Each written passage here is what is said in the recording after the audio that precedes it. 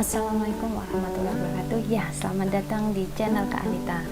Hari ini kita akan cerita ya gimana caranya membuat laporan sementara. Ya, selamat datang untuk adik-adik yang baru masuk prodi farmasi ya. Pasti kalian bingung nih caranya membuat laporan sementara.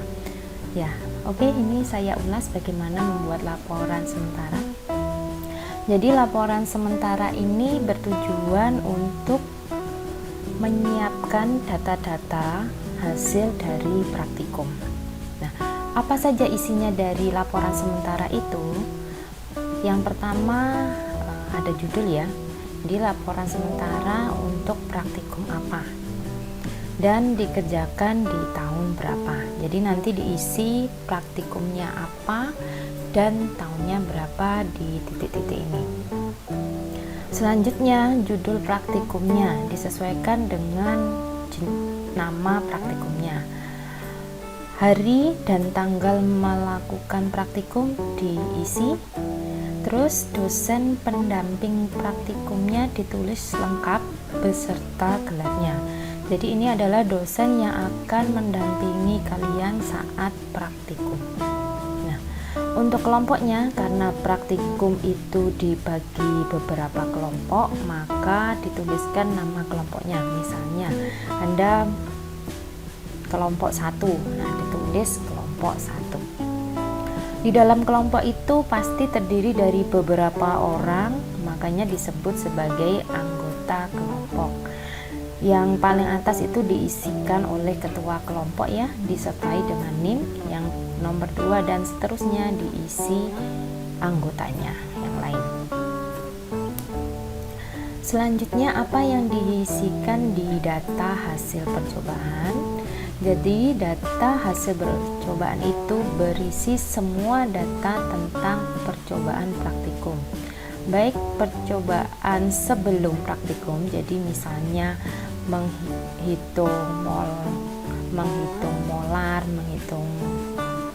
menimbang berapa yang harus ditimbang zatnya, atau persiapan apa saja terkait dengan data itu dituliskan di data hasil percobaan juga. Terus data hasil percobaan juga berisi tentang data percobaan selama praktikum. Misalnya setelah praktikum kalian mendapatkan data misalnya suhu, jadi suhunya berapa, kemudian kadarnya berapa, kemudian berat penimbangan sesuai dengan hasil praktikum berapa. Nah, itu dituliskan juga di data hasil percobaan. Untuk memudahkan, biasanya data hasil percobaan itu berupa tabel. Nah, biasanya memang tertera di dalam modul praktikum. Kalaupun tidak ada di modul praktikum, boleh berkreasi sendiri untuk ditambahkan di dalam data hasil percobaan. Yang penting, tuliskan data sesuai dengan jenis praktikumnya dan tujuan dari praktikum itu. Nah, untuk laporan sementara ini harus ditulis di sebelum praktikum sebagai syarat untuk praktikum. Jadi jangan ditulis saat praktikum. Kalau misalnya ada yang kurang, boleh ditambahkan saat praktikum. Nah, laporan sementara ini karena sebagai data saat praktikum, maka harus dilampirkan di laporan akhir praktikum. Jangan lupa diberikan identitas dari nama yang melakukan praktikum, nama lengkap beserta NIM, tanggal, kemudian tempat dilakukannya praktikum. Terus untuk pengesahannya dimintakan ACC atau tanda tangan kepada dosen pendamping atau tutor saat praktikum. Jadi seperti itu terkait dengan laporan sementara. Sudah jelas? Nah, kalau misalnya belum, silahkan ditambahkan di komentar.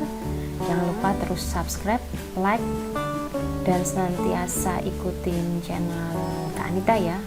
Semoga bisa membantu adik-adik sekalian yang baru masuk nih di prodi farmasi. Oke, selamat belajar dan selamat praktikum. Wassalamualaikum warahmatullahi wabarakatuh.